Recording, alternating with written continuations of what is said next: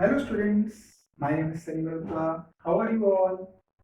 Today I am here to give you a brief introduction about the topic accounting for share capital. It is a very important topic for board examinations for both the boards ICSC or CBSC. But before starting this topic, I want to introduce myself to all of you. I have completed my Masters in Finance and I have also completed my Bachelor Education degree. I am teaching finance, accounts, and commerce since last 5 to 7 years in different type of organizations and schools. I have also taught on many online portals. I help the students in their homework help and in their project work. I give practical examples to my students so they can understand the concept very easily. So, do not waste the time and start the topic. So, student, the topic is accounting for share capital. It is a very important topic for your board examination. So, first of all, I want to discuss that what is the meaning of shares. So, as you know that share, we have read कि मतलब हम लोग को पता है कि share जो होता है that is the smallest part of anything. But in accounting terms, the meaning of share is that share is the smallest part of the capital issued by company. You all know that company needed a large amount of capital to start or to run any kind of business. For arranging that capital, the company will issue a small part share to general public, and that part of the share is known as share capital for the company. Means, for example, if a company is needed in the capital of rupees 10 lakh, so a company can issue 100 rupees shares in the forms of a 10,000 shares and gather rupees 10 lakh to start the business. So, share is the smallest part of the capital issued by the company to raise its capital. Now, there are basically three kind of capital. The first one is authorized capital. Authorized capital is that part of the capital which is the maximum amount of capital a company can issue through its shares by issuing the shares. Means company की जो maximum share capital होती है जिससे वो पैसा share issue करके ले सकती है that is known as authorised capital means company is authorised to issue the whole amount of that capital. Then the second one is issued capital. Issued capital is the part of the authorized capital.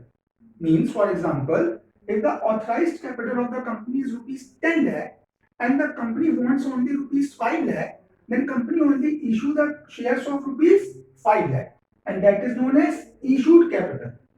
But the last one is subscribed capital.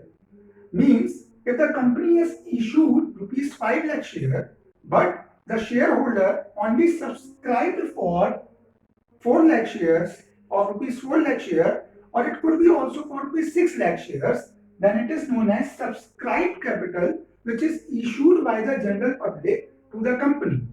The subscribed capital can be of two types. The subscription can be oversubscribed also and undersubscribed also. Oversubscribed means if the subscribed capital is more than issued capital, then it is known as oversubscription. Means, for example, if a company has issued the capital of rupees shares of rupees 5 lakh, but the applications will come for rupees 6 lakh, then it is the case of the oversubscription of capital. And if the company has issued the shares of rupees 5 lakh and the subscription is only for rupees 4 lakh, then it is known as undersubscribed capital. Then we come that how many kinds of shares are there. In a company, there are basically two kinds of shares, equity shares and preference shares. Equity shares are those part of the share capital which is the shares of the owners. So, the equity shares are also known as owner's capital. Means the capital which is invested by the owner of the company, it is known as equity share. And the capital which is raised from the general public, that is known as preference share. Means the company gave preference to whom, that is known as preference shares. Now we will discuss and come forward to the that there are two methods of issuing the shares in the stock market. The first method is known as lump sum method and the second method is known as installment method. For this, first you have to understand what are the meaning of lump sum and installment method. So for example, if I want to purchase a share of a Reliance Industry and the company has decided the price of each share is rupees 10. So the company can ask rupees 10 in one time. If I have to pay rupees 10 in one time, then all the amount is called in one time. Means I have to pay rupees 10 in a single time to the company. But in the installment method, the company can ask that rupees 10 in four different stages.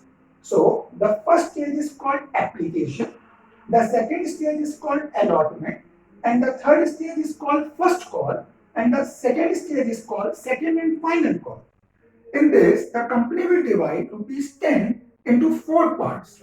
Means when I apply for the share, I have to pay rupees 10 too. And when the company will allot the shares to me, then I have to pay rupees 4. After few days or few time, the company will ask for the first call, that can be rupees 3, and after that, the company can ask for second and final call, that can be rupees 1. So like this, the company can also issue the shares in installment. So these are the two basic methods by which company can issue shares to the general public.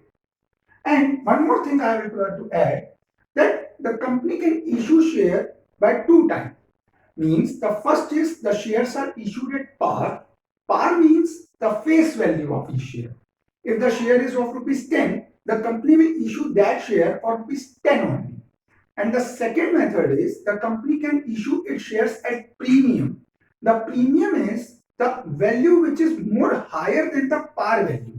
Means if the base price of the share or par value of share is rupees 10, then company can ask rupees 12 for each share, and the rupees 2 company is asking extra, that is the part of the premium which it is asking from a shareholder to pay.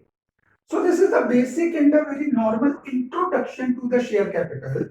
After this, we have to follow the accounting entries and general entries which are followed in the books of the company, that we will discuss in our further classes.